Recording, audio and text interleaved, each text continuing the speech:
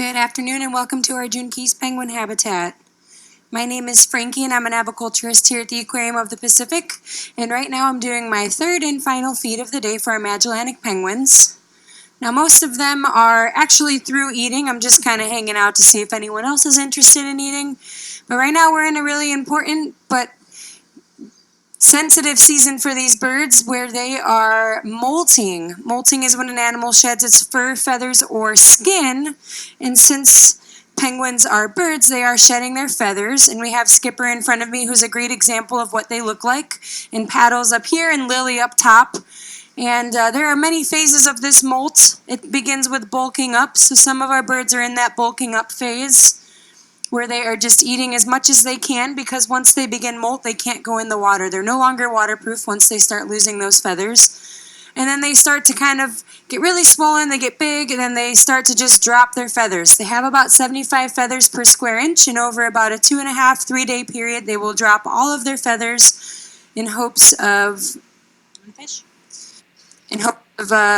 starting their new feathers, allowing their new plumage to grow in. So once they have pushed out the old feathers, we have a stare here who's an example of post-molt. He's not waterproof yet, and we have Anderson here. They look pretty good, and whatever on the edge down there. They look pretty good, but they're not waterproof. If they jump in the water, they're not going to do so well. They can get out, but in the wild, they would be considered vulnerable because they just wouldn't be able to keep up with the colony as they swam. So after about 3 or 4 weeks of them preening or maintaining their feathers, you can see a couple of birds preening right now, Lily, and then I think we've got Jade all the way down there who's just taking care of herself. They'll do that for several weeks. They'll dip their beaks with a specialized hook inside of their gland, uripigio gland or an oil gland, and that's just on the backside of their tail. So they'll reach around, dip their beak, and then that'll coat their beak in oil, and then they will hit every single feather. Now I mentioned that they have 75 feathers per square inch, and that's why it takes several weeks for these feathers to become fully waterproof, because it just takes a lot of time in order for every feather to be perfectly placed and ready to go back in the water. We do have 3 birds who have fully completed their molt, and they actually have their bands on. Normally throughout the year, our penguins will have bands on their flippers, on the right side if it's a boy, left side if it's a girl. But just our 3 youngsters, Cleo, Wally, and Dee, have molted. They did not hatch this past summer, but in summer of 2018 they hatched, and they're our youngest birds. They were all 3 raised here at the Aquarium of the Pacific, and I think all of them are in the water down there. Yep, looks like it. And you'll see they just look a little bit better than the rest of the penguins that are in the water. They actually have beads of water that just roll down their backside because they're fully waterproofed, where the other birds are kind of scraggly looking, brown, patchy. They'll be molting soon. They're all bulking up right now. You can see Wally's a really great example of that water just on his backside and just kind of rolling off of him instead of his feathers soaking it in. So the big question for why they all molt at the same time is because they go through a major migration for about 3 to 4 months. They will migrate about 2,500 miles every single year. In their natural habitat, they'll go anywhere along the coasts of Chile and Argentina, and here they just swim in the pool and really don't come out unless they're hungry. And that's what they're doing. They're following schools of fish, and they don't come back to land until they are getting ready for that breeding season, and they'll actually come back to the same space where they had their nests the year before.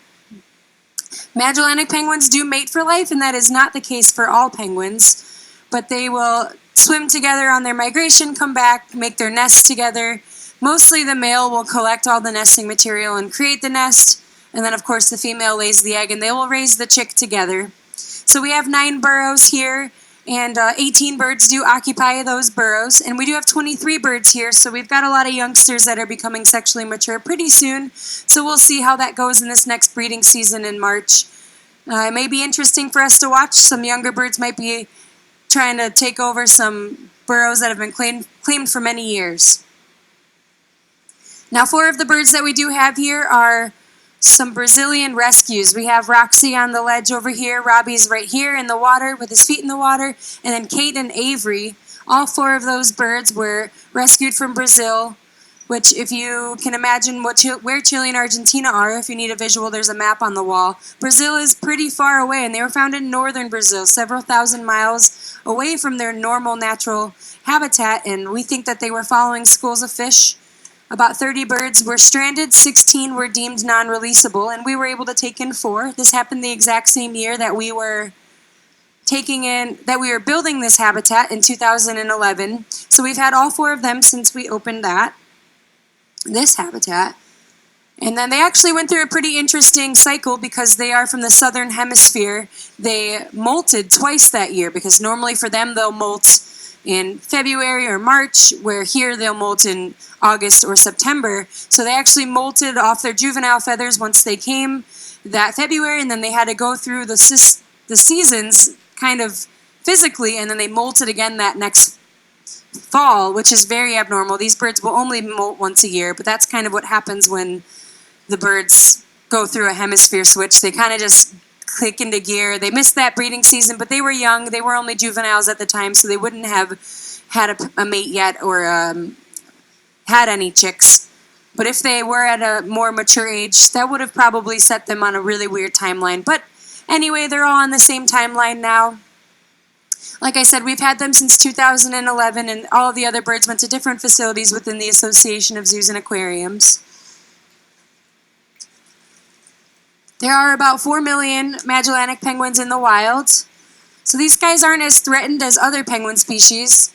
The most commonly talked about is the African penguin, which are endangered. There's only about 40,000 left, and their numbers are dwindling due to low fish and just climate change in general.